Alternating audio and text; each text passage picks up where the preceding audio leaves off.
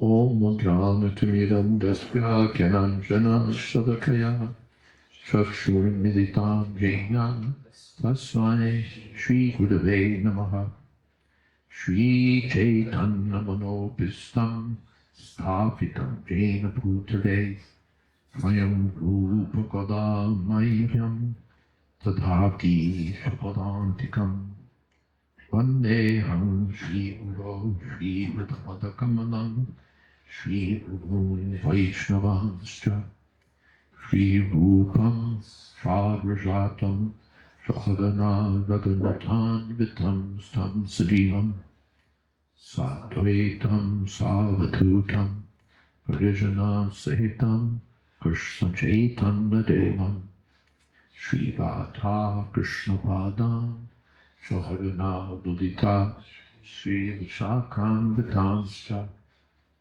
He Krishna Karuna Sindho Dina Bandho Jagatpate Gopesha Gopika Kanta Radha Kanta Namostite Tapta Kanchana Gaurangi Radhe Vrindavaneshwari Vrishabhanu Sute Devi Pranavami Hori Priye Vamsha Kolpatarupyascha Kripa Sindho Pyevacha Patitanam Pavanebhyo Vaishnavebhyo Namo Namah Shri Krishna Chaitanya Prabhu Nityananda Shri Advaita Gadadhar Srivas Hari Gaur Bhaktivinoda Hare Krishna Krishna Krishna Hare Hare Hare Rama Rama Rama Hare Hare. Well, thank you all for gathering. A theme I've been thinking about for the last couple of days is the unique proximity that we have to Srila Prabhupada, historically speaking. We have great acharyas like Ramanujacharya, Madhvacharya, or coming later, the six Goswamis and so on. But they're historically quite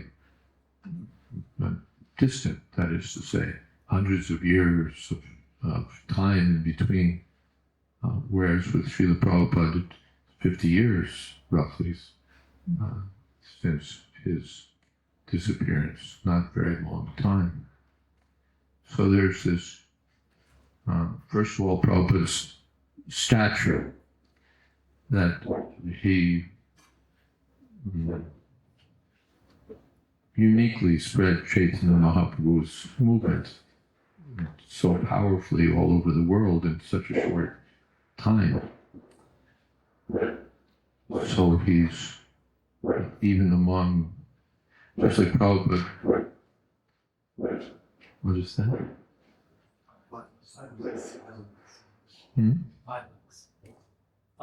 Fireworks. Nice. This, in the list of the parampara, Prabhupada mentions that not everyone is included, but the major figures may be there. So certainly even among acharyas, Srila Prabhupada's stature is extraordinary. And history has really already recognized that. Gaudiya Vaishnava community, although initially, reluctant, has conclusively recognized Srila Prabhupada's preeminence.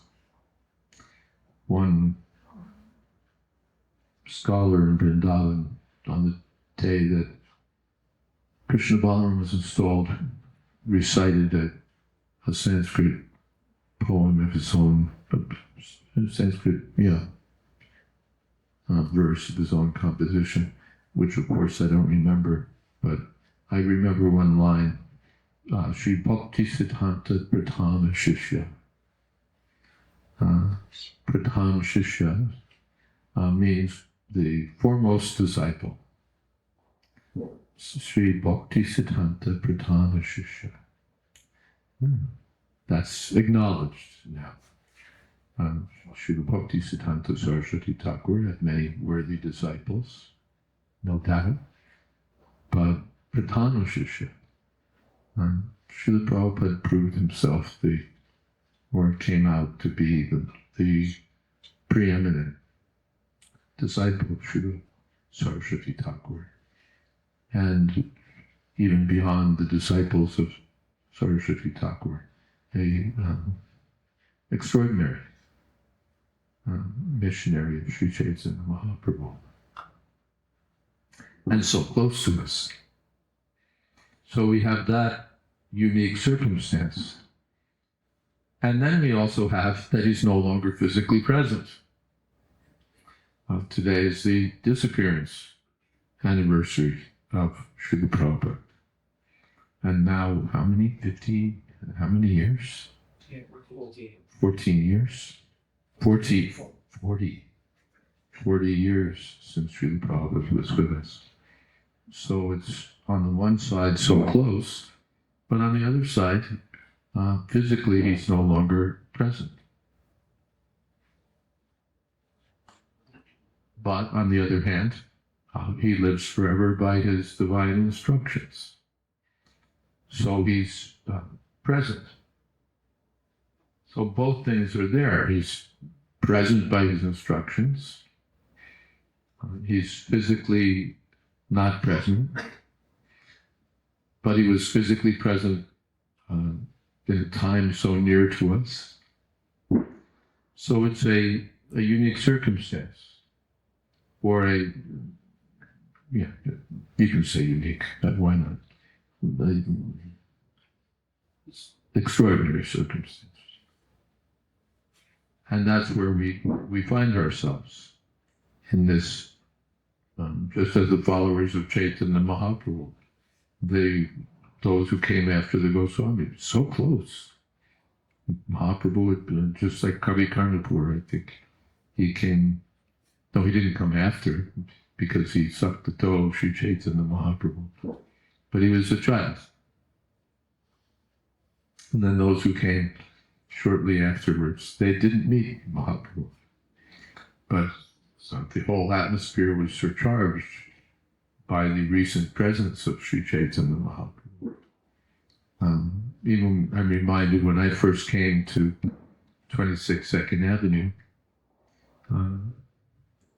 Prabhupada wasn't there. I didn't meet Srila Prabhupada. He'd gone back to India for his health. But everybody there had met Prabhupada, with 2 or 3 exceptions who'd come also a little more recently. But Brahmananda and Rama and Madhusudan and so many, they'd all met Srila Prabhupada. So the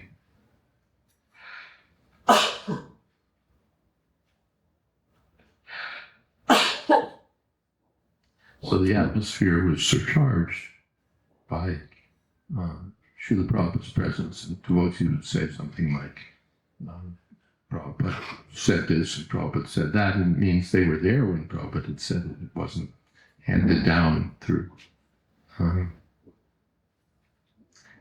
chain of hearers. Or maybe Prabhupada had even said it to them.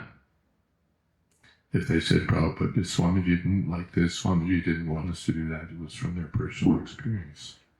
So there was this proximity, which was, because one of the questions asked for me is like, what was it about Prabhupada that attracted me to Krishna consciousness? I was already in Krishna consciousness, to the extent that I'm in Krishna consciousness.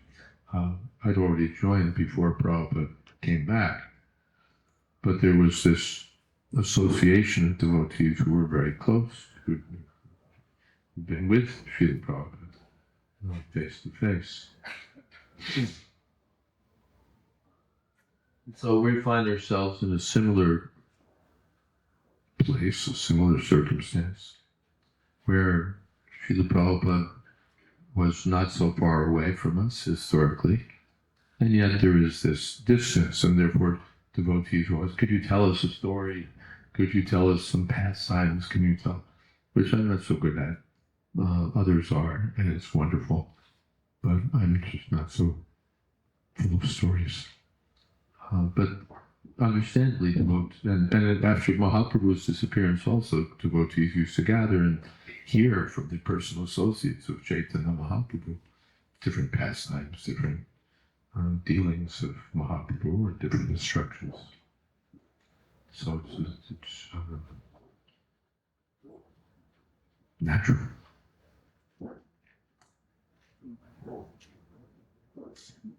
As I was looking at what I'm supposed to talk about today, I was reflecting that we're looking for that proximity to Srila Prabhupada. You know, how did you have that experience? How can we have that experience of that you had? That's sort of a sense. And as I was reflecting on it, of course, our sort of, what would you say, default answer might be, well, in meetings like this, we'll gather and we'll talk about Prabhupada and so on. And that's valid. But I generally like to take contrary points of view, or minority points of view. So another side of the story is that, well, we say Prabhupada's there by his instructions.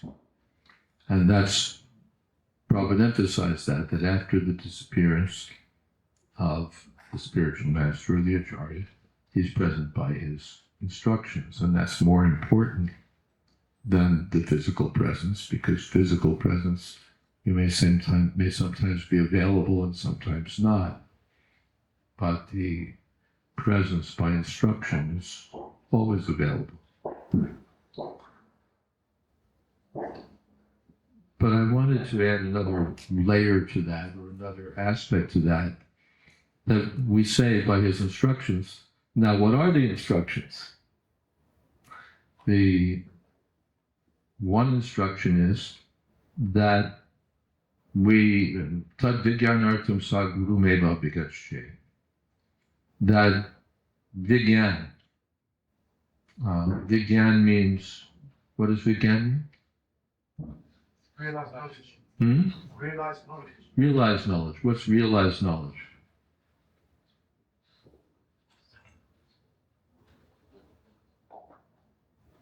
Our relationship with Krishna and our identity. Our relationship with Krishna. Our relationship with Krishna. Not the answer I'm looking for. What's realized knowledge? Knowledge that you actually you're living out in your life. You're applying it. You're applying the knowledge. Yeah, knowledge you can apply. It means you've assimilated the knowledge. It's no longer just theoretical knowledge. To perform an appendectomy, first you cut here, and then you peel this, and then you pinch that. That's gyan. You read the book, and you'll know how to do an appendectomy, but you'll never get near me. Because it has to be assimilated knowledge that you've understood in a practical way, so that you can do it.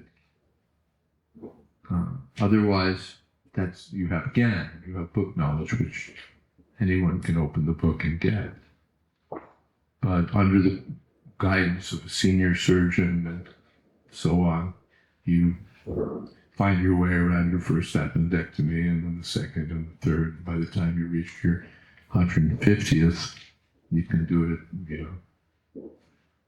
not exactly with your eyes closed, but with your eyes half open. So, realized knowledge. Vigyan, assimilated knowledge, mature knowledge.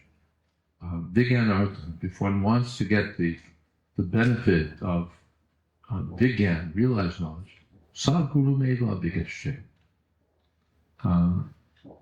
then one must approach the Guru. Which Prabhupada always said means imperative. Not one may, one must. One must approach the spiritual master. Ela. Ela amplifies the same sense. Definitely. One definitely must approach a bona fide Guru. Samitpani Shotriyam Brahmanishna. In a humble way, one has to approach someone who's Samitpani Shotriyam, who's heard from previous authority, and Brahmanishna, who has firm faith in Krishna, the Supreme Brahman. So there seems to be sort of a, what should we say? An evolving message that when we say Guru Meva Bigashe, Guru means Prabhupada. You have to hear from a bona fide Guru. Guru means Prabhupada. One has to, right? We hear that. One has to hear from a bona fide Guru. So that means I put on the Prabhupada tape and now I'm hearing from Guru.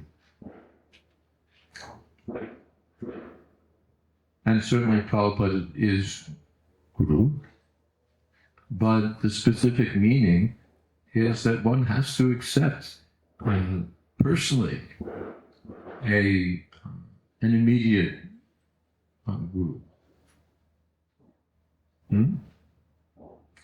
Prabhupada is Guru, Lord Brahma is Guru, Rupa Goswami is Guru, Saraswati Thakur is Guru.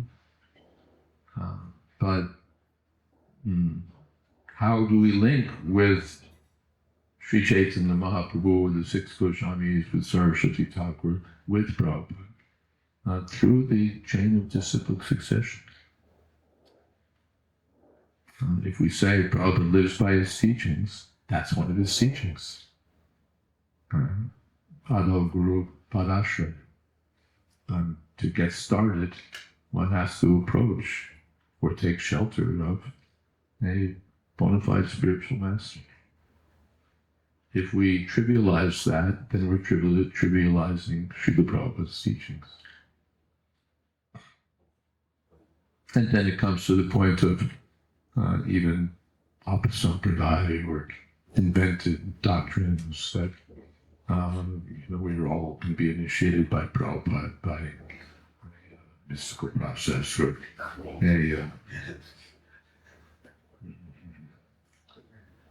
some sort of proxy system or something,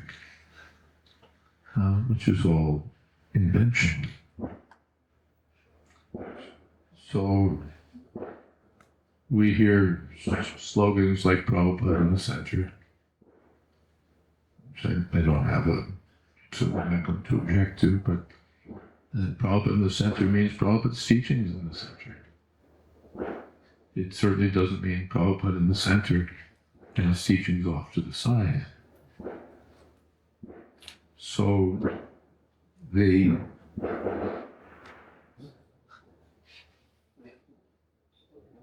what's the occasion, by the way? The occasion is that somebody went out and put some fireworks.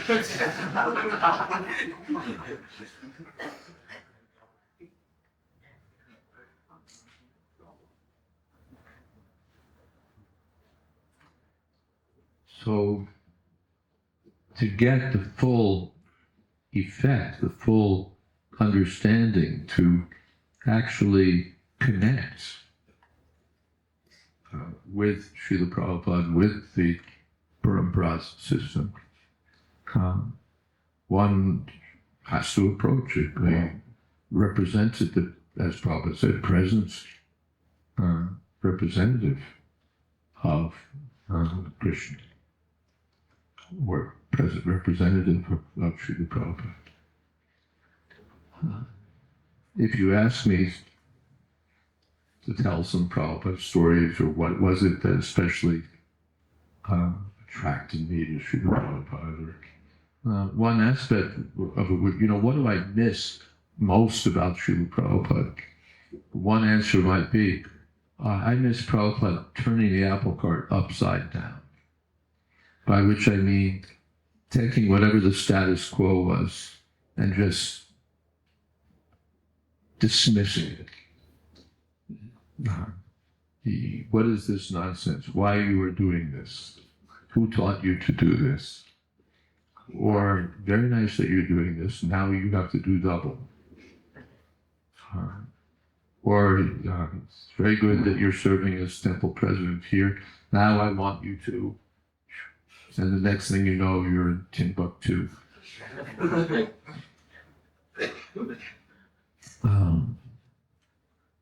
Prabhupada could do that. He could just pick you up and put you down. There was a lot of put you down too. You are fool. You are nonsense. What is the use of you? Get out. Yeah. And not, when you hear it now, you can sort of chuckle. But when you're in the crosshairs, and Prabhupada could be withering. I mean, there's a story how, I think it's a famous story, that in the middle of the night, in Vrindavan, Prabhupada at the time called for Guru Kripa Maharaj, and wanted to discuss something. And he came down, Prabhupada, where were you? I was sleeping, Srila Prabhupada. Why you were sleeping? Well, Srila Prabhupada, I'm not a pure devotee like you. Why you are not? Just on and on and on until he reduced Guru Kripa Maharaj to tears. That's like reducing granite to putty. The toughest guy in the world, Guru Kripa Maharaj. So Prabhupada could do that.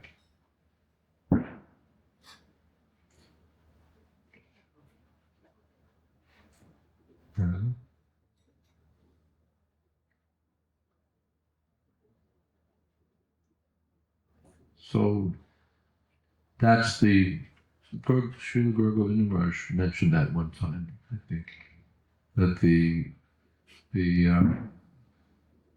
was either Srila Guru Govinda Maharaj or Srila Narayan Maharaj. I really forget where I heard this, but it's valid. But the spiritual master will pull your ear.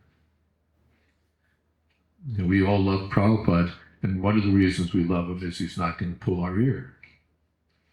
We can all say, Prabhupada ki jai, Prabhupada ki jai, and he'll always be kind to us, and he'll always accept us as we are, and we'll never have an issue with him because he'll never say, you are a fool, you are nonsense, you are a rascal, you are a demon. He's not going to do that to anybody. He'll always be a kind grandfather. Whereas one devotee said,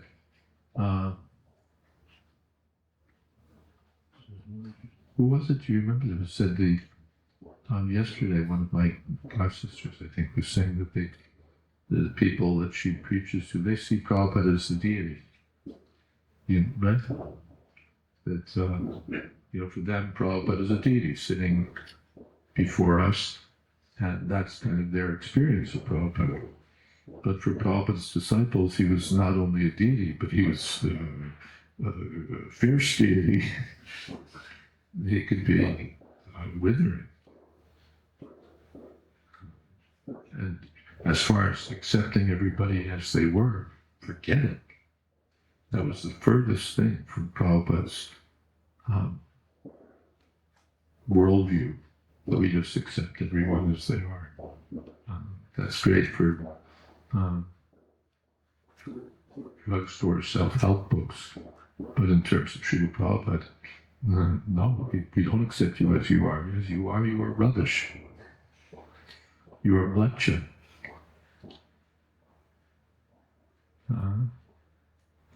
You are less than Shudra.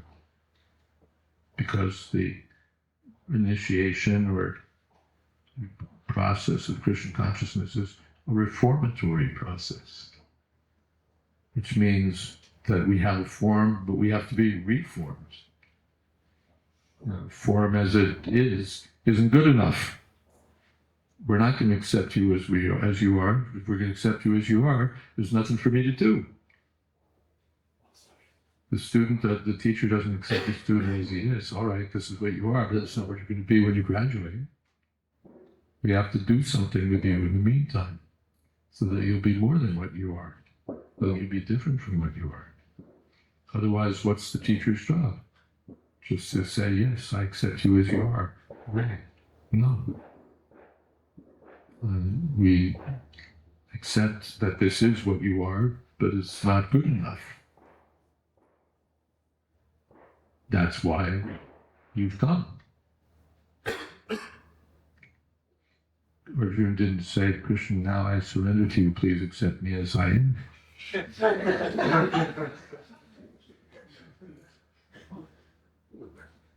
I'm confused.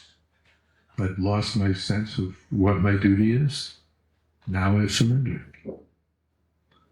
And then what does Krishna say? You are fool. You're a nonsense. You're a rascal. You're very intelligent, but no intelligent person would say what you say.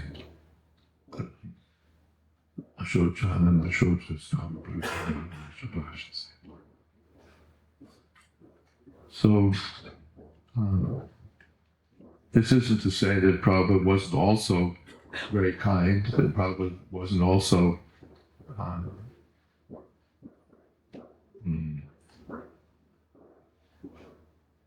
super appreciative, exceedingly appreciative of the service done by disciples, that he couldn't lavish praise. All that's there also. But if you ask me what I miss the most, it's Prabhupada blasting us.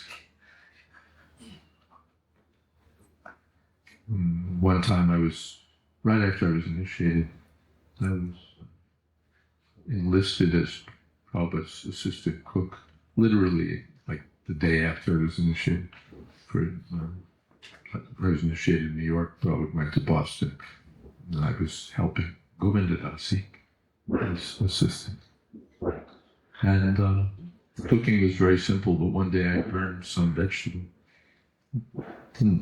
Still we had unburned vegetable to offer to Prabhupada, but the kitchen was this far from Prabhupada's room. So, why this vegetable is burned? You have no brain.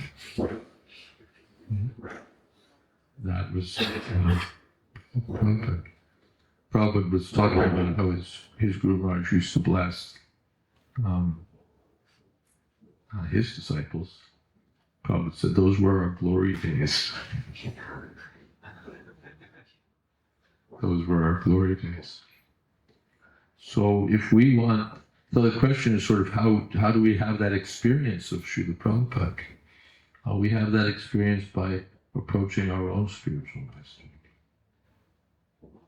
That's part of Prabhupada's teachings. That if we want to have Vigyan, if we want to have assimilated knowledge, then we should also follow the same process that Prabhupada followed, that his disciples followed. That we approach the next person in the line. Otherwise we won't get it. Prabhupada will remain for us a deity, a great teacher, a founder acharya, all of those other things. But we won't really be plugged in. Electricity is all around. The Prabhupada calling the electrician, and he knows how to rig it up so that you can now plug into the mains and get electricity. Otherwise, it's flowing all around the room, but we have to plug in. So this is also part of Prabhupada's message. I'm certainly not canvassing for disciples. I don't have, as they say, a dog in the race here. No.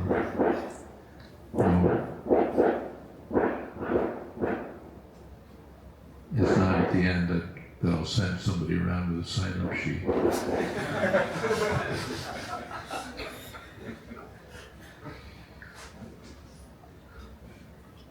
But this is Prabhupada's teaching. This is Prabhupada's teaching. And it's also Prabhupada's teaching that after accepting the Guru, then we have to treat the Guru as God's representative. Not that he's just a functionary, that he's, he's sort of a necessary part, but that's sort of, it ends there.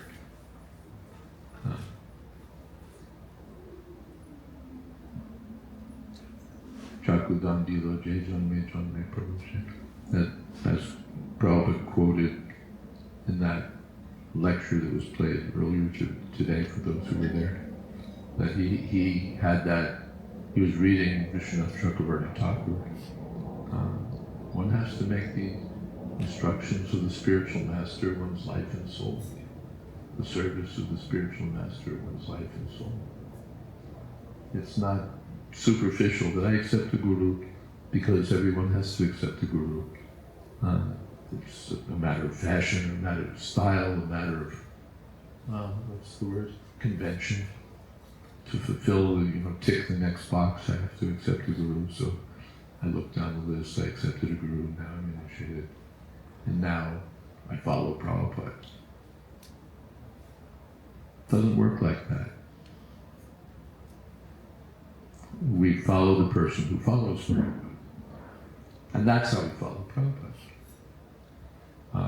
Prabhupada said in relation to the devotee in Krishna that the experience is simultaneously direct and through the spiritual master. As I'm looking through my glasses and I'm seeing you, so it's simultaneously direct, but it's through my spectacles. I can't see you without them. And when I use them, or when I take advantage of them, then I see you directly. So when we go through the bona fide spiritual master, then we connect with Prabhupada directly. And if we don't go through that system, Prabhupada is still there, we're still reading the books, we're still getting so much benefit, but the actual connection is not established. That's there in nectar devotion. The actual connection with Krishna, the actual connection with Prabhupada. We're all connected with Krishna. Those who are chanting, we're all connected with Prabhupada. Those who are, everyone here, we're all connected, certainly. But connected, what are we connected with? Is it just what do you call this? A button? Jai Prabhupada. There's a teaching there. There's a tradition there. There's a system there. Prabhupada was talking about the Bhaktivedanta Bij, the seed of devotional service. Somewhere in his writings, Prabhupada said the seed is the system of devotional service, the process of devotional service. It's a process. If I just have sentiment, that's different from taking to the process. There was,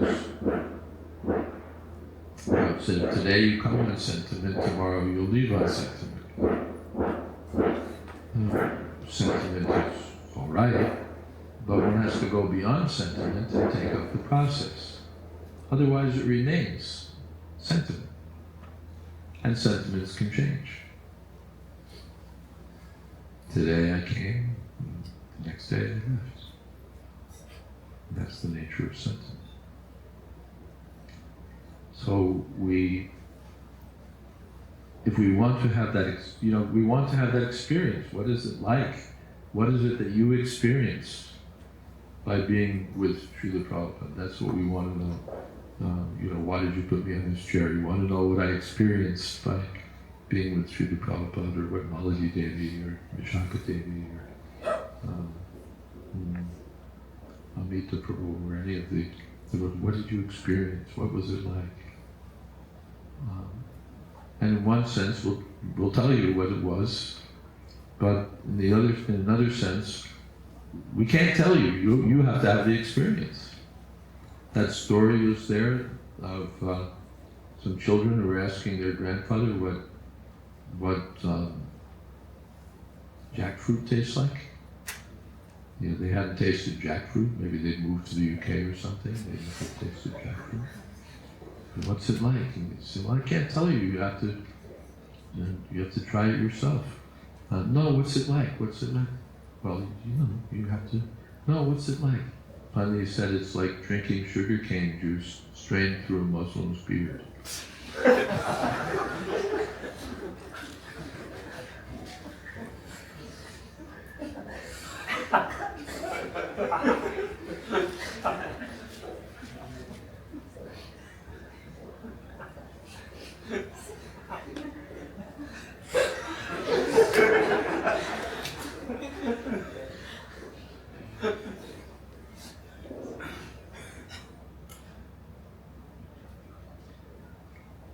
So we should have that experience through the Prabhupada system. And then our understanding of Srila Prabhupada will become deeper, because it won't just be a sort of wonder or appreciation or all the other valid forms of experience and appreciation that we may have. But it becomes something more solid because we've entered the process. And now there's a different kind of connection. Just here we're visiting the Avanti school. If I were a kid, I'd be looking around and seeing this and this and this. And then I'd go home with my parents and I'd say, I like the school, I don't like the school, or whatever it is. But that's different from being enrolled. Once I'm enrolled, then it's another story. Now I'm a student. And now I actually have the experience of the school. Otherwise, I was just visiting. What was it like? Well, I don't know, I was just visiting. But when you enroll, then you know. And then you get the full benefit. As a visitor, I don't get a diploma. As a student, yes, now. I sat for the exams, I did the tests and so on. So that would be, so these are some thoughts.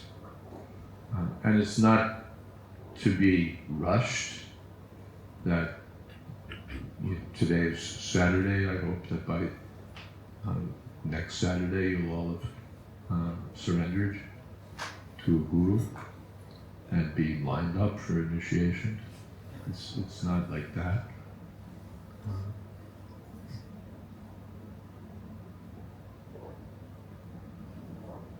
By the grace of Krishna, one comes in touch with a bona fide spiritual master, and then things continue.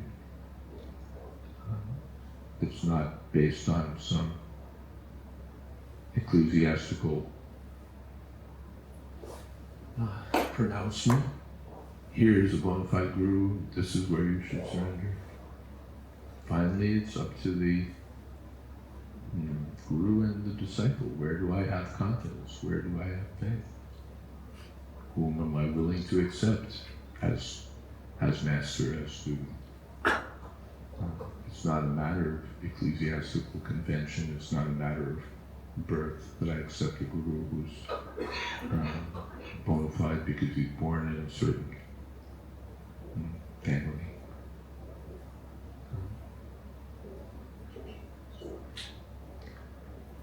But the beginning is to understand this we do understand from Prabhupada's books.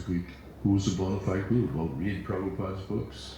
No, I can't read them because I don't have a guru. No, it's not that they're not that. Prabhupada's not that inaccessible. certainly we'll read Prabhupada's books, we'll associate with Prabhupada. Definitely, it's not, Prabhupada gave the example that the milk is the separated energy of the cow. So the cow is present by the milk, Prabhupada is present by the instructions, and we can drink. But when you drink, what are you going to get? You have to approach a guru.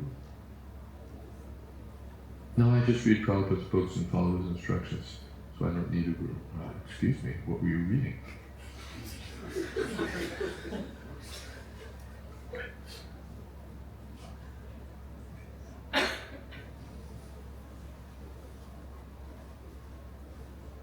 And then after accepting the guru, to serve him,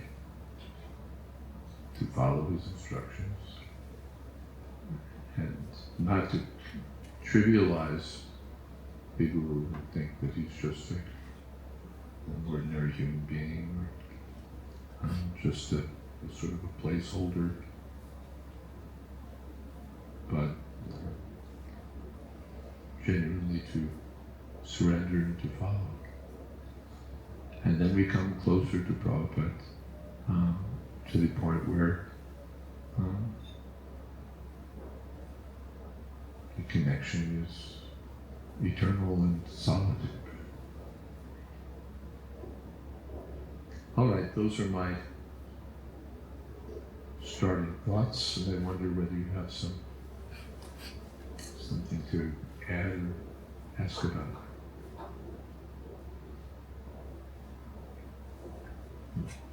What was it? Hare Krishna, thank you so much. Hare Krishna. What was it about Srila Prabhupada that you felt when you had spent some time around him that you had met a bona fide guru? Yeah, closer and slower. Sorry. What was it about Srila Prabhupada that you had felt you had met a bona fide spiritual master? What was it about Srila Prabhupada that I felt that I met a bona fide spiritual master? It's hard to say because I really accepted him before I met him. Yeah, the question doesn't compute because I'd already accepted him before I met him. Before I met the devotees, I'd heard Prabhupada's first record album. So I'd already was sometimes chanting Hare Krishna, sometimes along with doing other things that Prabhupada didn't tell us. And then after meeting the devotees, I accepted the rest of it. So, and I shared in their appreciation of Prabhupada. There's something in Nectar of Devotion. This is not exactly point for point the same thing, but there's a kind of attachment called shadow attachment, where you become attached by being with someone else who's attached. And that may last or not last, but you get that sort of reflected attraction, or reflected attachment. I think that's where I started. Although I should add that I read before meeting the devotees, I read some article about Prabhupada and the ashram and so on.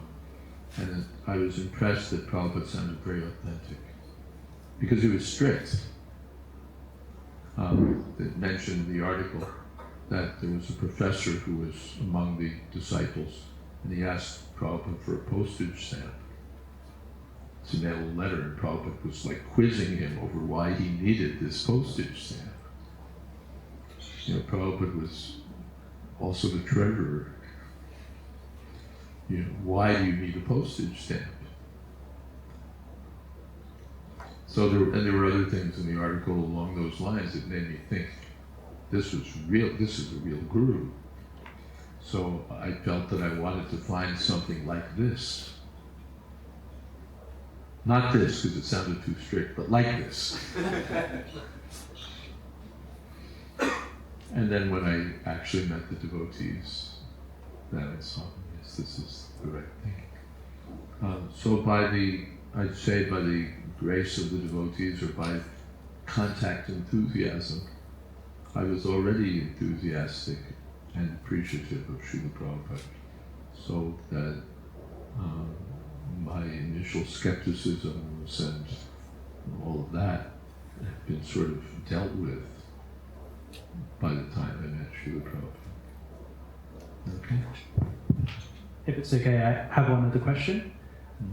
So you mentioned this point around earlier that one should surrender, and as you said, the spiritual master tells you to do something, you do it. But then on the other side, you mentioned later that to find a guru, like you said, not that everyone will, to find a guru, to find a spiritual teacher that you're inspired by. Yes. So these 2 points seem like a contradiction. Excuse me?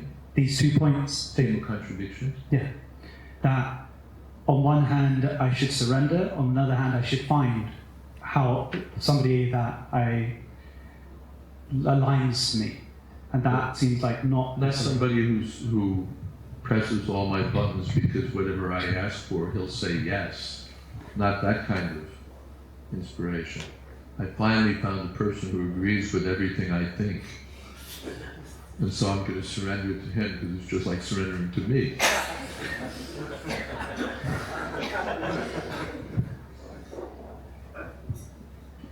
But surrender in the sense that I have confidence. This person will train me. This person knows the science. Not that he'll just rubber stamp whatever I already think. Those, there were plenty of those in New York at the time also, people who, swamis with big beards and bright eyes, and they'd smile, and whatever you said, they'd say, oh yes. That's, I wasn't looking for that.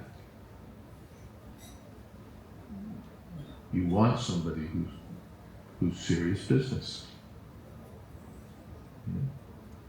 You want to enroll in a school where they're going to be tough, where the tests are not going to be something that you just fly through because they're so easy and you already know it anyway.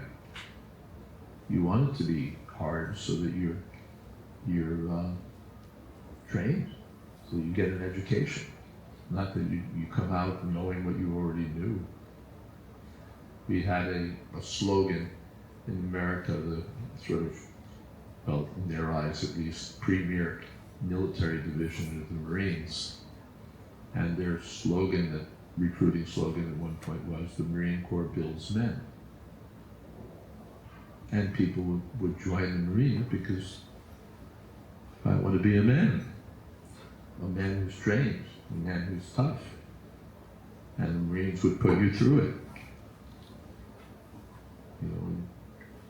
When you're getting that training, it's tough.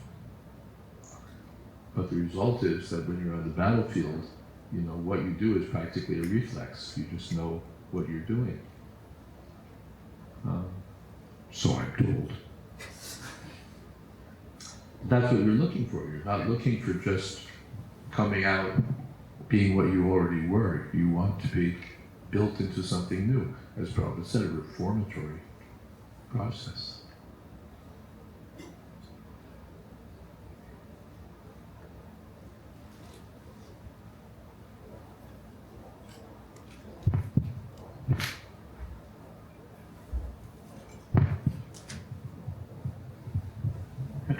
Hare Maharaj, thank you. This might be a bit of a controversial question. Good. Which I know you like them as well. But so one thing that you're mentioning is it's between the guru and the disciple in terms of the relationship, the surrenderance, things. But then we see that we're also part of an ISKCON organization, which means that there's also other rules and regulations that come as part of that surrender process or the initiation process. So, when you say other rules and regulations, what do you mean? Like, for example, nowadays we have, in the UK at least, it's mentorship, you've got guru disciple course, you've got other sadhana sheets and all these different aspects that complicate the initiation process. Yeah, that may be there, but finally it's between the guru and the disciple.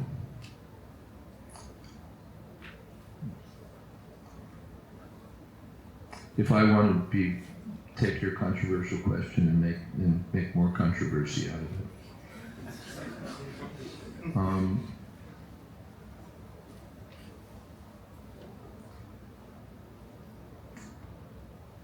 Finally, being a bona fide guru doesn't depend on being approved by an ecclesiastical body.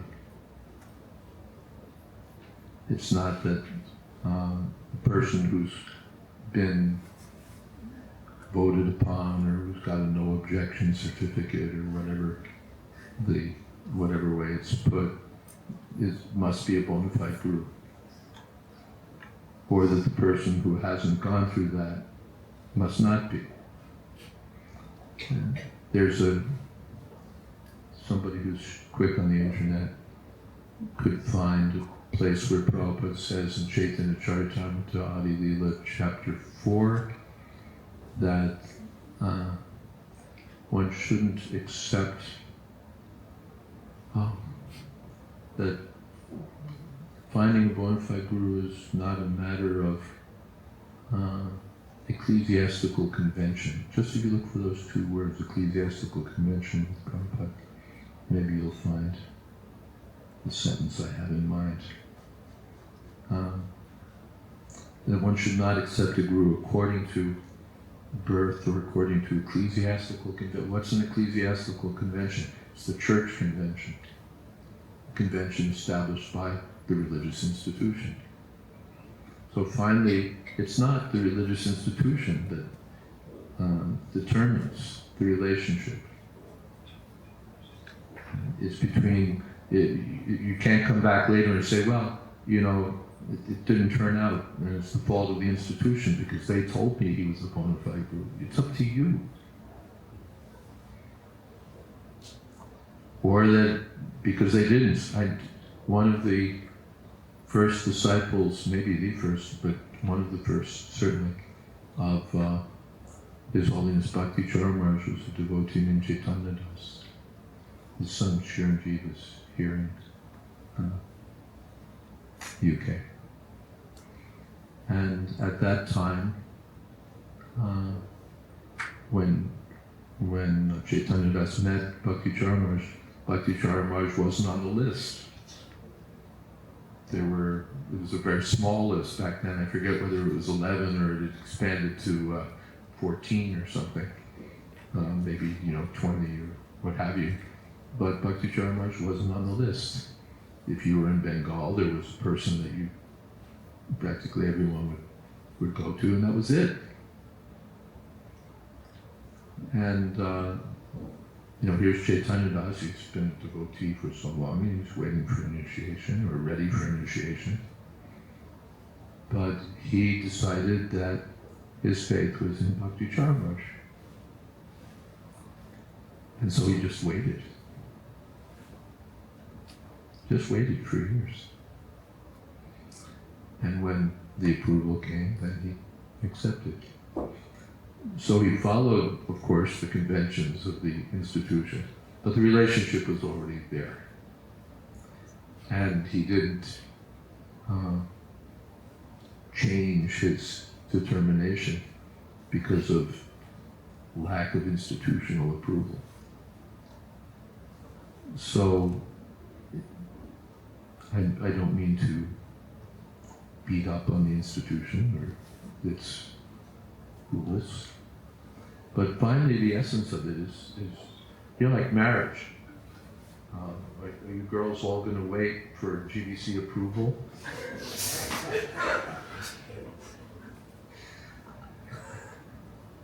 See if your prospective husband is on the GBC approved husband list. It's not like that.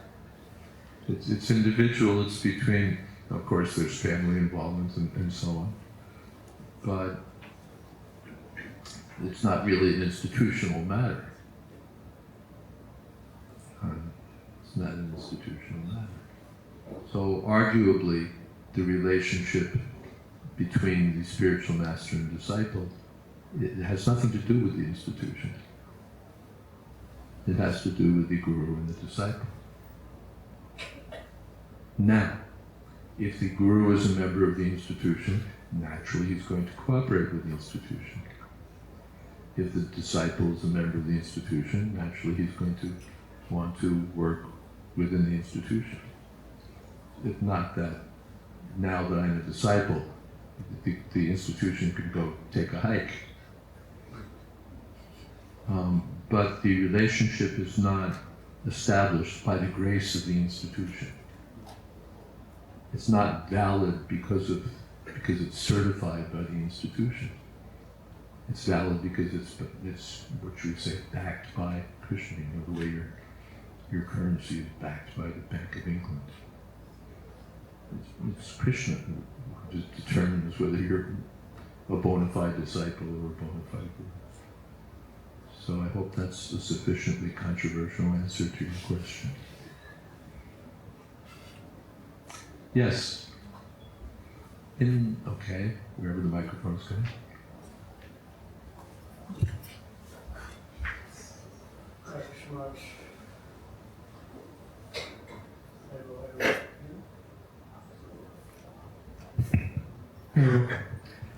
you so much. Just following on from that question.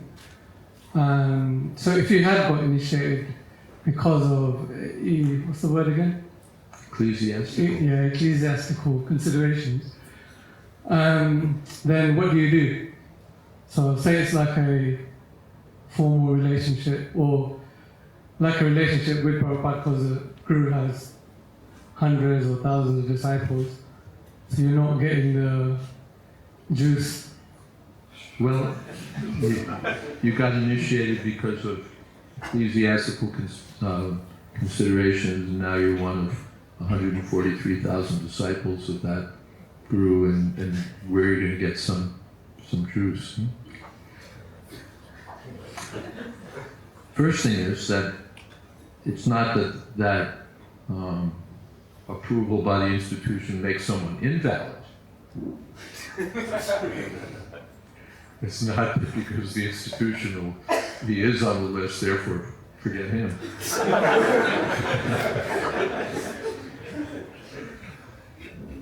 But somehow I saw, either I had some faith in him, because there were others also that I could have chosen, or just I was submissive and they said, okay, here's your guru, and I said, okay, sign me up. But now there's some relationship there. And we take it that through the connection with a bona fide spiritual master, there'll be spiritual benefit. Generally, those who have upward number of disciples will have some arrangement, as Prabhupada did. Prabhupada's disciples mostly didn't have much direct contact with him. But Prabhupada had his temple presidents and his whole system, by which I heard one time Prabhupada said, I would like to train every one of my disciples personally, but what can I do? So the spiritual master may have some system. There may be a mentorship system, and maybe we trust temple president system, and maybe we have our local people. But generally some system will be there.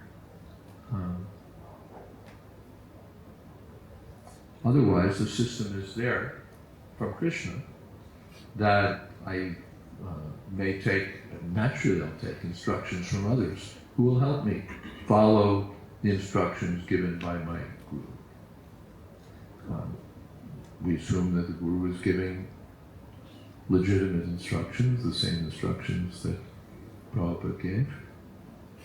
And there may be others who will help us. That's called Shiksha Guru.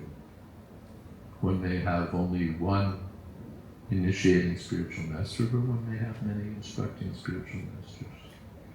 And in Chaitanya Charitamrita it said that they're equal and identical manifestations of Krishna, initiating and instructing the spiritual master.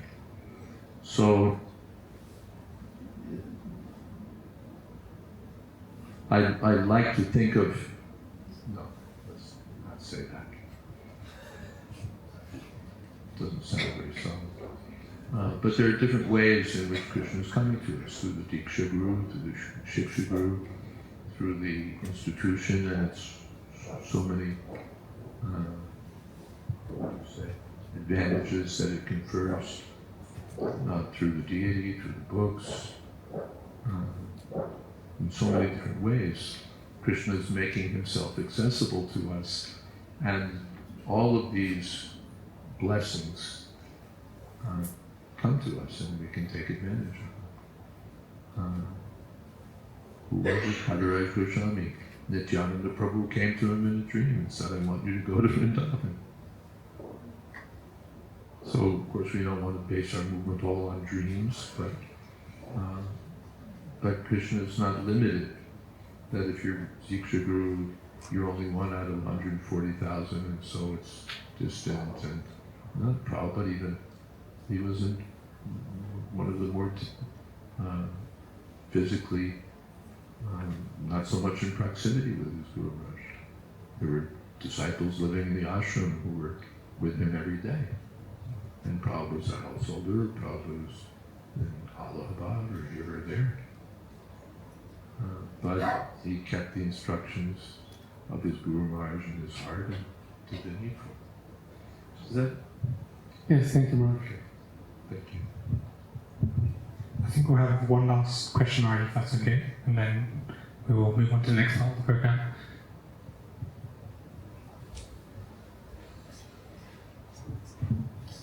Hare Krishna Maharaj. Just wondering on this point that when seeking connection with Srila Prabhupada through his disciples, that different disciples have different aspects they emphasize. Some emphasize kirtan, some emphasize kirtan standards, some emphasize book distribution, and so on. And would that therefore mean that seeking connection with Srila Prabhupada through them makes that aspect which they emphasize prominent in our lives as well, because it's almost become a saying in ISKCON that everyone has their own version of Prabhupada, experientially. If I connect with a particular spiritual master who has a particular emphasis, does that come down to me now? And it's said that everyone has their own version of Prabhupada. Well, it's individual and personal. It's individual and personal. Some people, someone will be attracted to Indradumna Maharaj because his kirtan is so sweet, because he speaks so eloquently, because he's so energetic and what's the word? Enthusiastic for organizing kirtan on a big scale. And someone else will be attracted to, who else will I think of? Janananda Maharaj, because he's dedicated so much energy to uplifting the French yatra. And he's such a dedicated servant of Prabhupada's instructions. And someone else will be attracted because the Guru is such a capable scholar. And someone else will be attracted because the Guru is so simple and humble. So or someone's attracted just because the Guru likes him, and shows him affection and so on. So it's individual, and it will be different. And we can celebrate that. Prabhupada gave the example of a garland. This garland is nice because it's not all white. The purple flowers, the pink roses, and so on, contribute to the beauty of the garland. If it were all just white, standard issue white, a little boring. But the variety gives beauty. So this all contributes to the glorification of Srila Prabhupada, to the glorification of the Hare Krishna movement. That it's not just whoever you take initiation. But there was an argument back in the old days very old days, the old and terrible days in some ways,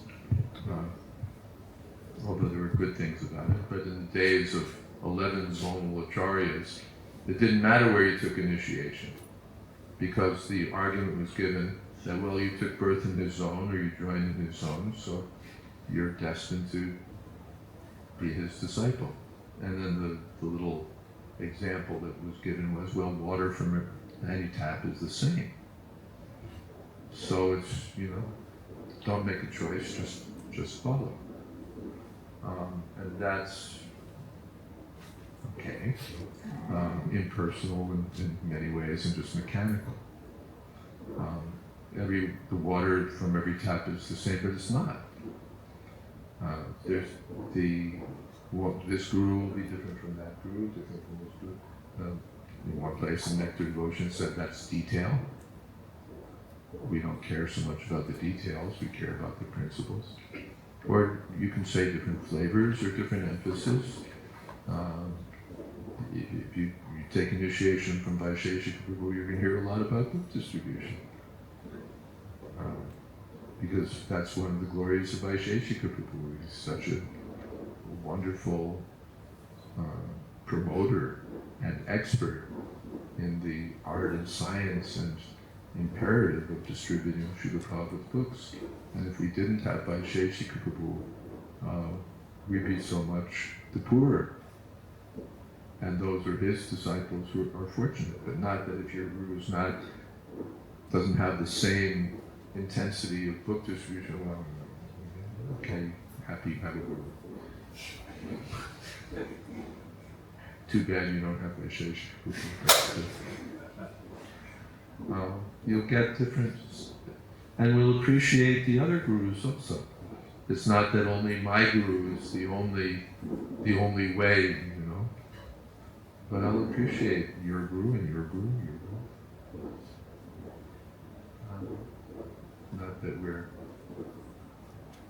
cliquish.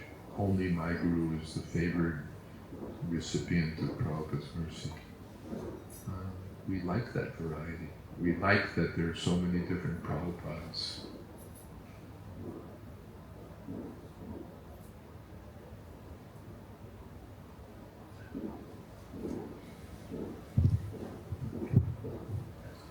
Okay, that was the last question, and I think that wraps up this first part of today's program. So thank you so much, Maharaj, and thank you all so much for listening and for asking questions. Moving on to the next part, we have a few things actually. But firstly, thank you so much, Maharaj, again for today's talk. I think it was really nice, and I think for me and many of us, I think the emphasis came on accepting a guru, and that if we want to have an actual relationship with Krishna, with Prabhupada, then we can do that by accepting a guru ourselves, taking shelter of a guru. I thought that was a really nice point for me to take away.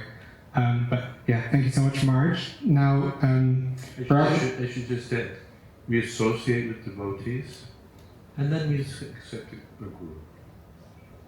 It's not that, okay, you're here when you're accepting a guru, but sadhu sangha, bhajana kriya. We take the association of the devotees. Then the next step. Thank you very much. So, rather than me saying thank you a million times as well, we also want to thank you in another way. And one devotee has prepared and offered a small gift for you on behalf of Pandava Sena. I think I'll present the gift, and then I'm going to call Shreya up, who organised this gift for you, Maharaj. Do we have the... She's going to get the gift for you. This is just a token of our gratitude for you, Maharaj, and just a small thank you on behalf of Pandava Sena. Thank you so much. Hare Krishna Maharaj. So on behalf of Pandava Sena, just as a token of gratitude, we have a small gift for you. There's two things in there, a card, and there's another item. If you want to open it, I can explain. I want to open it. Yes, I want.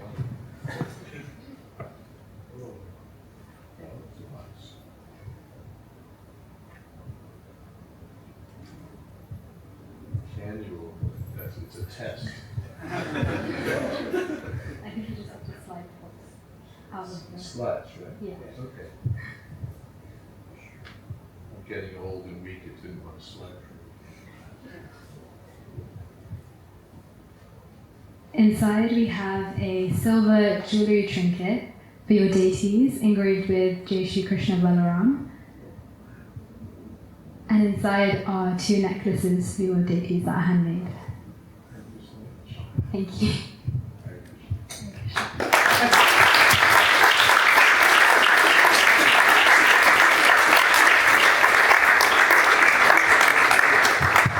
Thank you for Shreya, Mataji, for organising such a really nice, thoughtful and personal gift for Marge. I think that's really sweet. So thank you so much, Shreya, and thank you, Marge. We hope you like the gift. A few more thank yous as well today. I want to crouch down if that's okay, so I don't block the deity of Prabhupada. But first, we would like to thank the cooks for today. It was a big operation in the kitchen. There was many people helping out, and Prashad was amazing today. So a thank you to the following. Maybe we can just do like a quick Haribol for each of these names to show them our appreciation. So for the cooks, we'd like to thank Rashi, Janvi, Siona, Krushi, Ishani, Ishan, Sahana, Vishnu, Yash, Shrikar, and the man heading up the whole kitchen operation, Anuj. So thank you for our time and finger cooks. We appreciate the prashadam for today. And of course, we also had a really nice decor in the room today. You know, we have the beautiful altar here with the Pandava Sena deities. We have, I don't know if you guys all saw, but I only noticed this just earlier, but we have this really nice photo wall here, the Your Ever Well-Wisher sign over there with these really nice photos of Prabhupada around it. So a big thank you to the decor team. And again, I'll say the names and we can give them a little Haribol.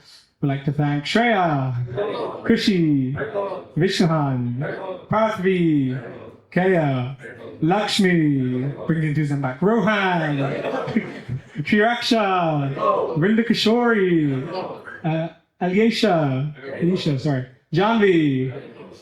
Those are all our decor devotees, so thank you so much. A big round of applause. And one final thank you to the devotee who's actually pulled all the strings, and this event wouldn't have happened if it wasn't for them. So I'd like to give a big thank you, and maybe we can show our appreciation with 3 loud Haribols for Vinay! Haribol! Haribol! Haribol! Thank you, Vinay, for all your hard work putting this event together. And so now the next part of our program, of course, it's Kartik, so we'd like to do Damodar Ashtakam. So we'll begin Damodar Ashtakam now. There is an arrangement for offering candles. There is a process and a structure to this. You could say it's an ecclesiastical convention for this. So please listen, I was told to say this. Pardon? Oh, okay. Before we move on to that, sorry, we'd like to talk about the next event that's going to come up on the screen. Yes. And it's going to come up. So, of course, the next house program will be with His Grace Chaitanya Charan Prabhu, and it will be here at the Avanti House School on the 16th of November from 5 till 9 p.m. So please do scan the QR code and you can sign up and get your ticket for that. Okay, now the process for offering candles. So please line up by Srila Prabhupada over here to get your candle, and then offer the candle on this green square here. This is just so that the wax doesn't go all over the floor and it's easier to clean. And then you can stand on the green square and offer your candle to Gauranatai and rub that over there. So please do for your candles like that, and then you can walk off towards the side over here. So I believe now, unless there's anything else, we can set up for Damodar Ashtakam. Okay. Oh yes, we have one hand go back. Oh yes, of course. Thank you for reminding me. And sorry, Marge. We also wanted to mention that Marge has his books here. I can see 2 books there. We have Vanity Karma and Srila Prabhupada's Kirtan Standards as well. So if you'd like a copy of the book, should they will come to Prabhu at the back, you'll be standing over there. Okay, there's a table over there, and Marge's servant will be there to give you the books. So please do take a book if you can, make most of the opportunity. The red book is philosophy and outreach. It's written for a person who may not know anything about Krishna consciousness, and it presents the philosophy as in a commentary on a biblical book, which is also very interesting. That's the red one. The blue one's for all of us, for anyone who's serious about chanting Hare Krishna and Kirtan. The blue book brings together various instructions, guidelines, what should we chant, why should we chant, in what mood should we chant. What was it that Prabhupada stopped the kirtan because of? All sorts of surprises in the book. So the red book is largely for outreach, and the blue book is for all of us. Each of us. Yes. So please do make sure before you leave today, please check out the books and we'd love for you to take pictures out And then buy them. and then buy them. Yeah, and then maybe you can get an autograph from Maharaj's doing signings. I don't know, but so we will begin now with we'll end with Damodar Ashtam. So I think I'll let the kirtan devotees set up, and then please come forward and offer your candles. We'd like to please again another loud Haribol for His Holiness Jayadvaita Swami Maharaj. Haribol! Shri Shri Yashoda Dhammadai ki Namo Vishwaram Sachir Anandarupam Lasat Kundalam Gokule Brajamanam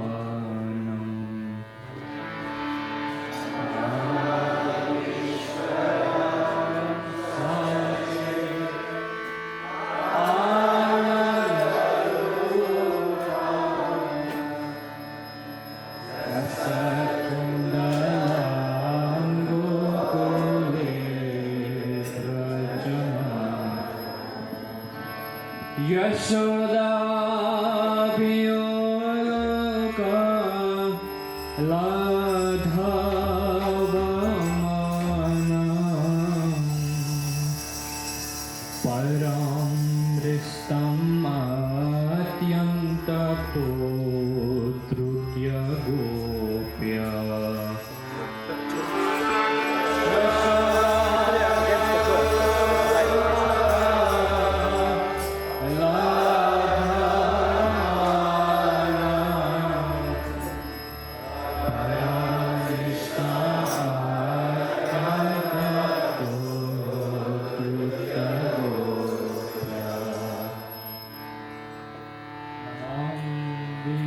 Vishwaram Satchid Anandarupam Lasat Kundalam Gokule Brajaman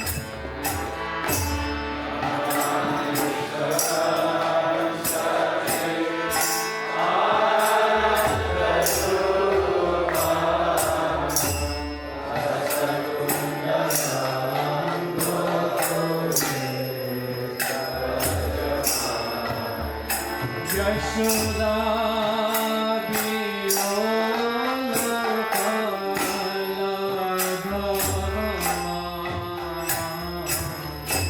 Param Ristam Atyanta Potrutya